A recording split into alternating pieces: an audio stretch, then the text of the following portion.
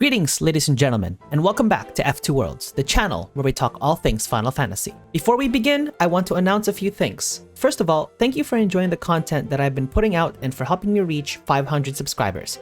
As stated in my roadmap, I will be covering the lore video on WAKKA, so that will be up on next Saturday's upload. The second announcement is that I will be including gameplay into the channel, as the process of creating lore videos is quite long that I found it difficult to maintain 2 uploads for lore videos. So I'll be doing gameplay videos on Wednesdays.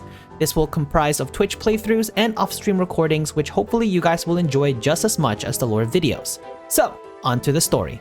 With Spira having been ravaged by sin for much of its timeline, there have been little reason for its inhabitants to live in this world without fear of sin coming to their hometowns and destroying everything in it. It does not mean that people don't live without happiness. The little time the calm gives them to enjoy life before sin's return has been a source of their happiness, despite the calm not lasting for a long time. Therefore, one of the main sources of enjoyment for the people of Spira is a sport known as Blitzball. It has existed since the times of ancient Zanarkand, as we see a Blitzball stadium in Dream Zanarkand, which is meant to be a replica of the original version that existed 1,000 years ago. In Spira, every big town and city has a Blitzball team with notable Blitzball players.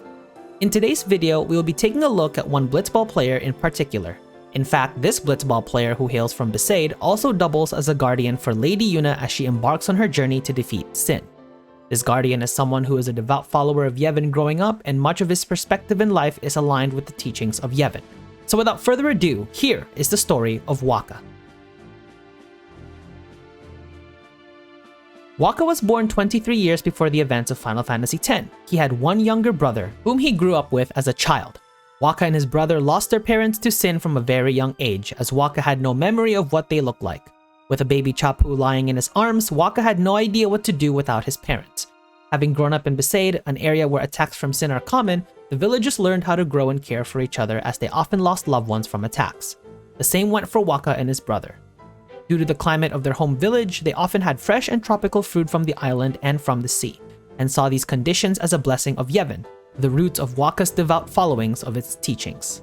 When Waka was 5 years old, he took up Blitzball as a way to enlighten his heart and distract him from the devastations of sin, and began to focus on the sport.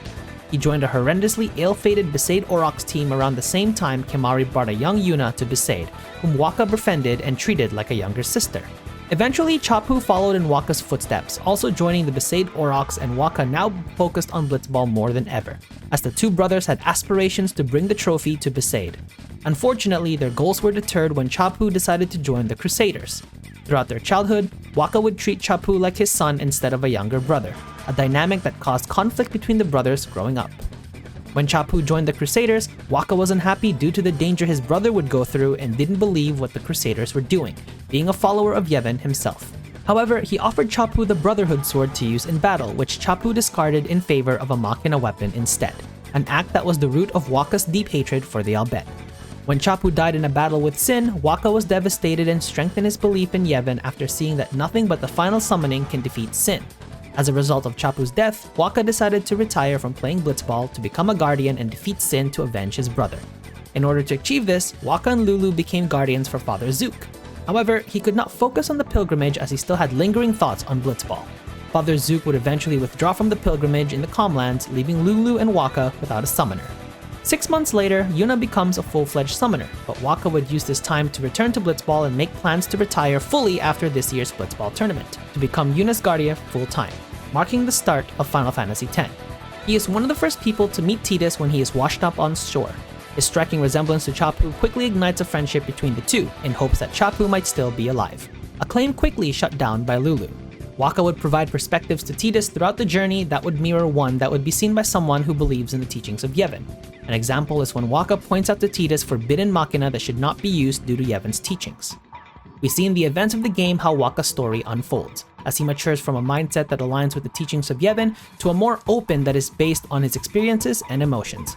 We see this development from his interactions with Riku, when he initially despises her after figuring out she is Albed, to eventually warming up back to her again after seeing the actions of the Guado on home under the orders of Maester Seymour. Another example we see with Waka's development is his interactions with Seymour, as he treats him with much respect as the latter is the Maester of Yevon, to reluctantly having to fight him as he reveals his true nature of becoming the next Sin, and eventually on board with Yuna's plan to defeat Sin without using the teachings of Yevon, a plan that she successfully executes when they infiltrate Sin and defeat it permanently, with Waka being present the entire way along with the party. By the events of Final Fantasy X-2, Waka and Lulu have settled down in Besaid and he has gained some weight since then. He has also observed Yuna as she practices breathing underwater as preparation for Blitzball. Waka plays less of a significant role by the events of Final Fantasy X-2, but details of his childhood are still pointed out. With the help of the Gullwings, Waka looks for a sphere that Chapu claims contains a recording of their parents, which is eventually revealed in a sphere between Chapu and Beklem to be a lie to get Waka angry as a way of expressing his desire for him to be an older brother instead of a parent. Waka also clashes with Beklem as the two have differences in opinions, such as when the fiends are released from Besaid Temple, Beklem suggests to burn down the temple while Waka plans to enlist the help of the Gullwings to contain the fiends. The latter plan is executed but agrees that the temple may have to be destroyed if this were to occur again. In the game, Waka also struggles with naming his new child, which is eventually revealed to be Vidina, the word for future in Al Bhed. If the player has reached a good ending of the game, Waka, Vidina, and Lulu are on Besaid along with the other villagers when Yuna and Tidus reunite, thus ending the story of Waka to this point. Waka is a character whose loss of his brother and his parents greatly affects his point of view initially, but as he travels with Yuna and the party, his perspective gradually changes to one that is more reflective of his personality. But despite everything, he maintains his love for Blitzball and Lulu and attempts to learn how to be a parent when Vidina is born. What did you think of Waka's story? Did you like him as a character?